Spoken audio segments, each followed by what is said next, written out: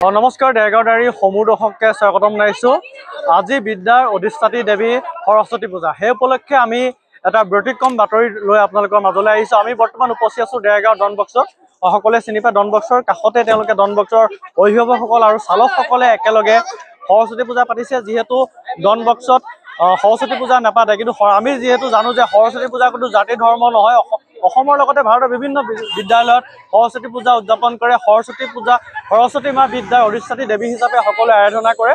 কিন্তু ডনবক্সত যিহেতু সৰস্বতী পূজা অনুষ্ঠিত নকৰে, তাৰ কাৰণে আমাৰ যিসকল অভিভাৱক আৰু যান বাহন যিসকলে তেওঁলোকৰ ছাত্ৰ ছাত্ৰীসকলক অনা নিয়া কৰে, তেওঁলোকে যান বাহন সন্থাৰ ফালৰ পৰা প্ৰথম বাৰ্ষিক কাৰণে ডনবক্সৰ নিচেই দাঁতি দূৰতে তেওঁলোকে অনুষ্ঠিত কৰিছে প্ৰথম বাৰ্ষিক সৰস্বতী পূজা। আমাৰ এতিয়া কিছু দৃশ্য দেখাম, সতীৰ্থ মানে দেখাইছে।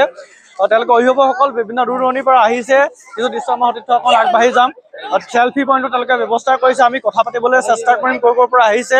আমি ভিতৰলৈ যদি অকণমান সোমাই যাওঁ, ভিতৰৰ দৃশ্য দেখাম, সকলো কথা পাতিম। তেওঁলোকে প্ৰথমবাৰৰ কাৰণে সৰস্বতী পূজা অনুষ্ঠিত কৰিছে। সকলো কথা পাতিম। তেওঁলোক বিভিন্ন ডনবক্সৰ স্কুলৰ আচলতে অভিভাৱকসকল আহিছে। শ অভিভাৱকে ইয়াত ভিৰ কৰা দেখা গৈছে। সকলো দৃশ্য আমাৰ সতীৰ্থই পোনে পোনে দেখাই আছে। প্ৰথমতে আমাৰ মণ্ডপৰ কিছু দৃশ্য দেখাব। পণ্ডিতে পূজা অৰ্চনাত ব্যস্ত হৈ আছে। তেওঁ মণ্ডপৰ কিছু দৃশ্য, ধূপ ধূনা নৈবেদ্য আৰাধনা কৰাত ব্যস্ত। আজি যিহেতু বিদ্যা অধিষ্ঠাত্ৰী দেৱী মা সৰস্বতী পূজা, সেইকাৰণে আজি ভক্তসকলে সৰস্বতী মাৰ ওচৰত আৰু ছাত্ৰ ছাত্ৰীসকলে পূজা কৰা দেখা গৈছে। আমি কথা পাতিম অকণমান আগবাঢ়ি গ'লে ভাল হয়। তেওঁলোকে বিভিন্ন জনৰ পৰা আহিছে। হয়, বাইদেউ ক'ৰ পৰা আহিছে? মই ইয়াৰে হয়, মোৰ ছোৱালী ডনবক্সতে পঢ়ে। কি ক'ব, এইবাৰ প্ৰথম বৰ্ষৰ কাৰণে সৰস্বতী পূজা উদযাপন কৰিছে, কেনেকুৱা লাগিছে? ভাল লাগিছে, খুবেই ভাল লাগিছে। এনেকে যে সদায় হৈ থাকে, প্ৰত্যেক বছৰে পাতি থাকে, তাৰে কামনা কৰিলো। হয়, ইয়াত কোনে উদযাপন কৰিছে? আপোনালোকৰ অভিভাৱকসকল নিশ্চয়? হয়, অভিভাৱকসকল আছে আৰু ওচৰৰ যাতায়াতৰ সকলো ব্যৱস্থা। কি ক'ব, বাইদেউ ক'ৰ পৰা আহিছে? ইয়াৰে হয় আমি। কেনেকুৱা লাগিছে প্ৰথম বৰ্ষ সৰস্বতী পূজা? ডনবক্সৰ মানে হেৰি কাৰণে বহুত ভাল লাগিছে। কোনোবাৰে নহয়, আজি হোৱাৰ কাৰণে ভাল লাগিছে।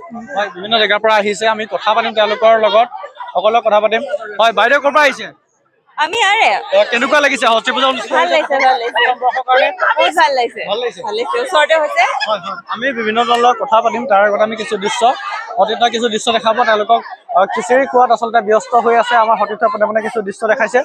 অভিভাৱকৰ লগতে যাতায়াতৰ সকলো ব্যৱস্থাপনা দেখা হৈছে। আমাৰ সতীৰ্থ পোনে পোনে কিছু দৃশ্য দেখাব। ছাত্ৰ ছাত্ৰীসকলে তেওঁলোকৰ ইয়াত হয়, কিবা ক'বা নেকি? নামটো কি তোমাৰ? আব্দুল্লাহ আলহাদি। ভাল লাগিছে, আজি ভাল লাগিছে। কেনেকুৱা লাগিছে? বহুত ভাল লাগিছে। তোমাৰ নামটো? মোৰ নাম অনুৰাগ শইকীয়া। কেনেকুৱা লাগিছে? বহুত ভাল লাগিছে। প্ৰথমবাৰ কাৰণে সৰস্বতী পূজা পাতিছে আমাৰ স্কুলত। বহুত ভাল লাগিছে। কেনেকুৱা লাগিছে? বহুত ধুনীয়া লাগিছে। বহুত ধুনীয়া সফল হৈ গ'ল। মোৰ নাম পাচিতা প্ৰতিমা হাজৰিকা। ভাল লাগিছে? হয় হয়। আৰু এজন আছে অভিভাৱকে। হয়, কি ক'ব দাদা? প্ৰথমবাৰৰ বাবে ডনবক্সৰ স্কুলৰ কাষতে অভিভাৱকসকল আৰু যান বাহনৰ লগত জড়িত যাতায়াতীসকলে সকলোৱে একেলগে হৈ সৰস্বতী পূজা অনুষ্ঠিত কৰিছে প্ৰথম বৰ্ষ। কেনেকুৱা লাগিছে? বৰ ভাল লাগিছে। যিহেতু খ্ৰীষ্টান মিছনেৰী স্কুলত কেতিয়াও আজিলৈকে অনুষ্ঠান আয়োজন কৰা নাই সৰস্বতী পূজা, কিন্তু আমি অভিভাৱকসকলে তেওঁলোকক ৰিকুৱেষ্ট কৰিছিলোঁ যে আপোনালোকে এইবাৰ ইয়াত মানে সৰস্বতী পূজা পাতক। যিহেতু অসমৰ বা দেৰগাঁও বা গোলাঘাট জিলাৰ বিভিন্ন ছাত্ৰ ছাত্ৰী ইয়াত পঢ়ে, গতিকে এইবাৰ যিসকল চালক আছে, গাড়ী চালক আৰু অভিভাৱকসকলে মিলি এইবাৰ আয়োজন কৰিছে। খুব ভাল লাগিছে।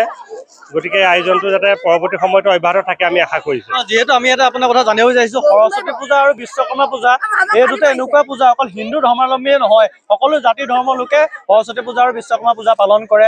এই ক্ষেত্ৰত আজি সকলো ওলাই অহা দেখা গৈছে সৰস্বতী পূজাৰ দিনা। কেনেকুৱা লাগিছে প্ৰথম বৰ্ষ? বহুত ভাল লাগিছে। আজি শ অভিভাৱক তেওঁলোকৰ নিজৰ কণ ছাত্ৰ ছাত্ৰীসকলক লৈ আহিছে ইয়াত। তেওঁলোকৰ সৰস্বতী পূজা কি সেইটো তেওঁলোকে এটা অনুভৱ কৰিব পাৰিছে। পূৰ্বতে কি হয়, তেওঁলোকে বেলেগ স্কুলত যাবলগীয়া হয়, কিন্তু এবাৰ ইয়াতে তেওঁলোকে প্ৰথমবাৰৰ কাৰণে আয়োজন কৰিছে। ছাত্ৰ ছাত্ৰীসকল আহি যথেষ্ট আনন্দিত হৈছে। হয়, এজন উদ্যোক্তা আছে, আমি কথা পাতিম। বিশেষকৈ প্ৰতিখন স্কুলতে সৰস্বতী পূজা হয়, কিন্তু ডনবক্সত সৰস্বতী পূজা অনুষ্ঠিত নহয়। তাৰ বিপৰীতে যিসকল আপোনালোক অভিভাৱক আছে, যাতায়াতৰ লগত ব্যৱস্থাপনা লোকসকল আছে, আপোনালোকে প্ৰথম বৰ্ষ সৰস্বতী পূজা অনুষ্ঠিত কৰিছে। ইয়াত যিবোৰ ছাত্ৰ ছাত্ৰী আগতে বেলেগ স্কুললৈ যোৱা দেখা যায়, এইবাৰ ইয়াতে আছে, কেনেকুৱা লাগিছে? খুব ভাল লাগিছে, খুব অতি গৌৰৱান্বিত মই। আৰু আমি এই কথাকে চিন্তা কৰিলো যে আমাৰ ল'ৰা ছোৱালীখিনিয়ে প্ৰায় অন্য স্কুলত একচুৱেলি কি হয়, অন্য স্কুলত যোৱাটো অকণমান টান পায়, এতিয়া আৰু অসুবিধাও পাই নাযায়। গতিকে আমি সকলোৱে চিন্তা কৰিলো যে নাই, এনেকৈ আমি পাতি পেলাই আমি ল'ৰা ছোৱালীখিনিক এটা সৰস্বতী পূজাৰ বিষয়ে নজনাই হৈছে, গতিকে আমি পাতিলো, ইমানেই ভাল লাগিছে আপোনাৰ। আৰু পেৰেণ্টছ হওক, সহযোগিতা বা প্ৰতি ৰাইজৰ সহযোগিতা ইমান ভাল লাগিছে। আমি দেখিছো প্ৰায় 2-3 হাজাৰ আচলতে সমাগম হৈছে এতিয়ালৈকে। সঁচা হৈছে, খুব আমি মানে কোৱাৰ ভাষা নাই, মানে ইমানেই ভাল লাগিছে সঁচাকে। আৰু আপোনালোকে ভোগৰো খিচিৰিৰো ব্যৱস্থা কৰিছে? কৰিছো নিশ্চয়। আৰু আপোনালোকক খাই যাব অনুৰোধ কৰিলো, যাব। কিবা ক'ব নে দাদা? আপোনালোক আহিলে আপোনালোকলে প্ৰথমতে ধন্যবাদ জ্ঞাপন কৰিছো। আমি আচলতে এনেধৰণে হ'ব বুলি ভবা নাছিলো।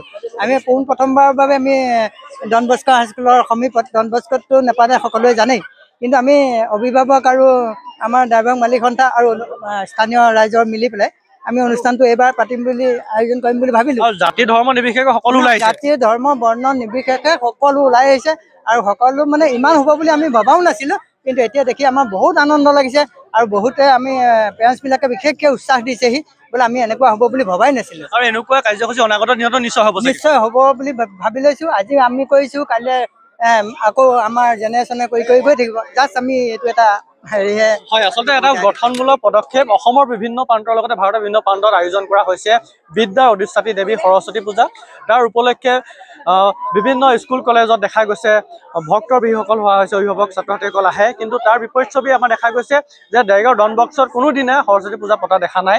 তাৰ বিপৰীতে তেওঁলোকৰ অভিভাৱকসকল আৰু যান বাহনৰ লগত জড়িত লোকসকলে প্ৰথমবাৰৰ কাৰণে সৰস্বতী পূজা পাতিছে। আমিও শুভেচ্ছা জনাইছোঁ যাতে তেওঁলোকে অনাগত দিনতো এনেকৈ অনুষ্ঠিত কৰক, সকলো জাতি বৰ্ণ নিৰ্বিশেষে একতা দোলেৰে বান্ধ খাই থাকিব পাৰে, তাকে আশা কৰি আজি প্ৰতিবেদনটো শেষ কৰিছোঁ। ধন্যবাদ।